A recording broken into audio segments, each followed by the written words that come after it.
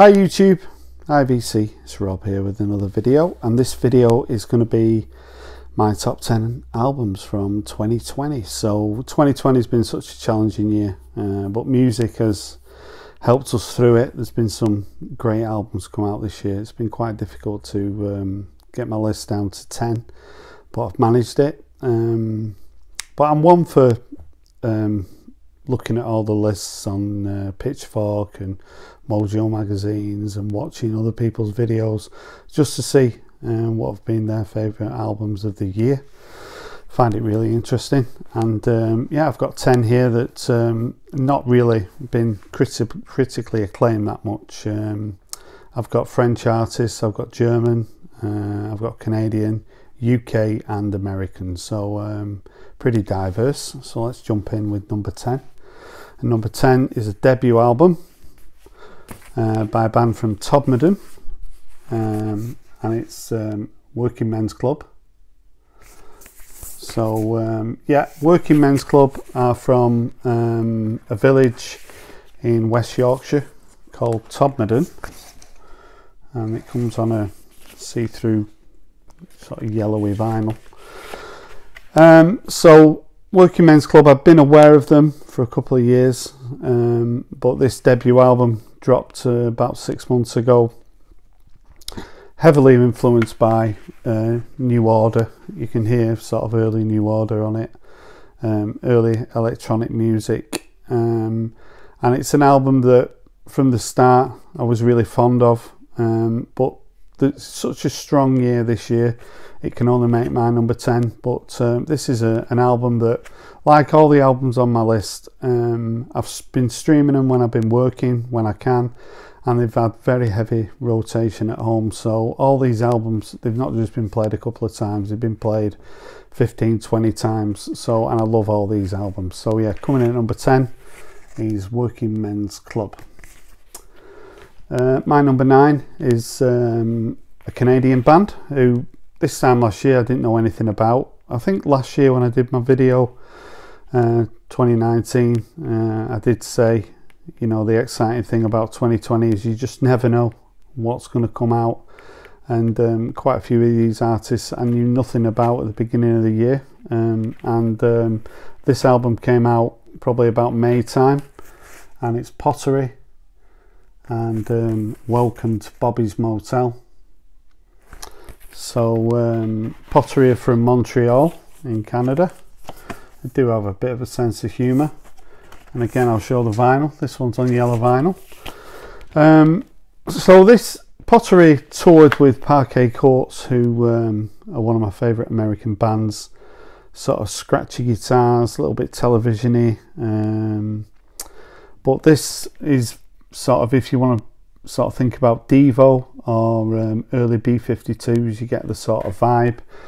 This is an album that when I bought it I thought it was a good album, but over the last couple of months I've returned to it and it's now a very good album. Very catchy songs and pretty accessible, so really enjoyable, fun album. The debut by Pottery, Welcome to Bobby's Motel, and that's my number 9.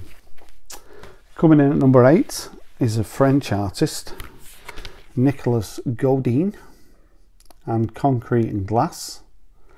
So this came out at the beginning of the year, and it's an album that I've been fond of all year.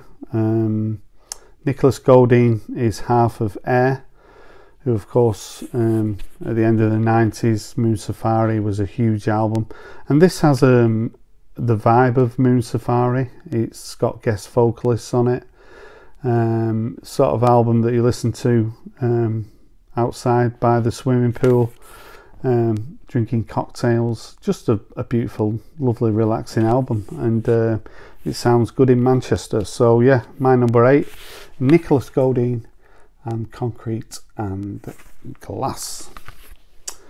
Coming in at number 7 is an artist who I'm getting a huge fondness for, and he's sort of formed his own sort of band, sort of a solo project, the Rose City Band, and this album is called Summer Long. So I got this as a Christmas present, so I've not shown this. And again, it's on yellow vinyl. So Summer Long is the brainchild of Ripley Johnson. He plays, apart from the drums, he plays and sings on this album. This time last year, I wasn't aware of this album, which is the Rose City's band's debut album. I picked this up earlier this year, and Ripley Johnson is the man behind Moon Duo, who he with his wife, and this made my top 10 last year. And he's also the instigator of Wooden Ships, so he's super talented. Sort of psychedelic, American, a little bit of a country tinge. I mean, this is the sort of band that once bands start playing live again, I'm sure the Rose City band would be great to see live. And this is an album that I've been streaming since it was released in the late summer. I'm not sure if that's a nipple on the front, make your mind up, but it's an album that I got as a Christmas present, and it was just a matter of deciding where I was going to put it in my chart, really, because it's an album that's really grown on me. I really like Ripley Johnson, and I really like the Rose City band. So they're my number 7, Summer Long by the Rose City band. Coming in at number 6 is another artist I knew nothing about at the beginning of the year. It's Gary Olson and self-titled album. So Gary Olson, didn't know anything about him, saw people on the VC showing this album, maybe investigate it, discovered that I just fell in love with it straight away. Very much in the vein of Prefab Sprout.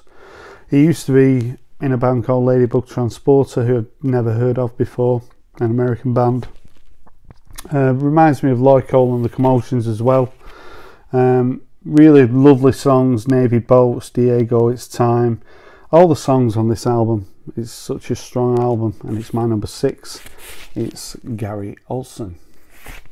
Into the top 5, and at number 5 is a band from Manchester, and it's A Certain Ratio and ACR Loco. So again, this was a Christmas gift. It's got the autographs of the band there, and I haven't shown this, so I'll show the vinyl. It's on turquoise vinyl.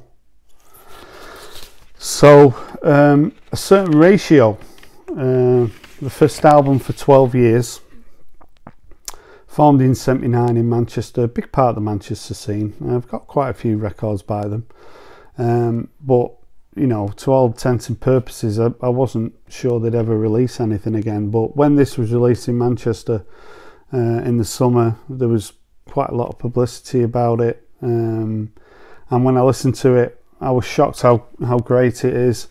Sort of a Manchester jazz fusion, if you like, and there's guest vocalists on here. Denise Johnson, who's sadly passed away this year. Her last vocals are on this album, and it's very funky in places, and it's a delight, and I'm sure this time next year I'll still be spinning this. So yeah, ACR Loco, my number 5 by A Certain Ratio.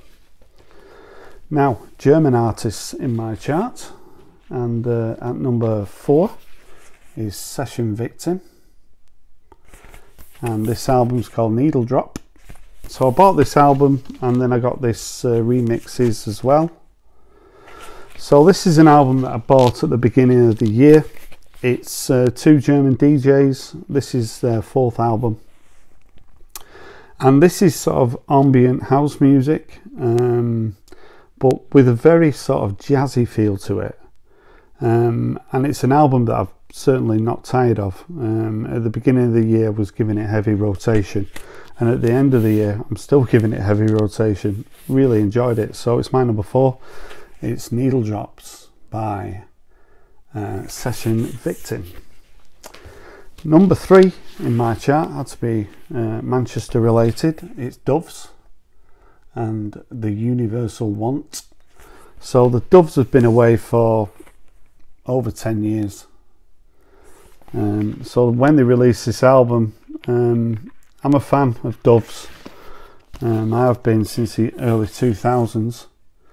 Comes on white vinyl.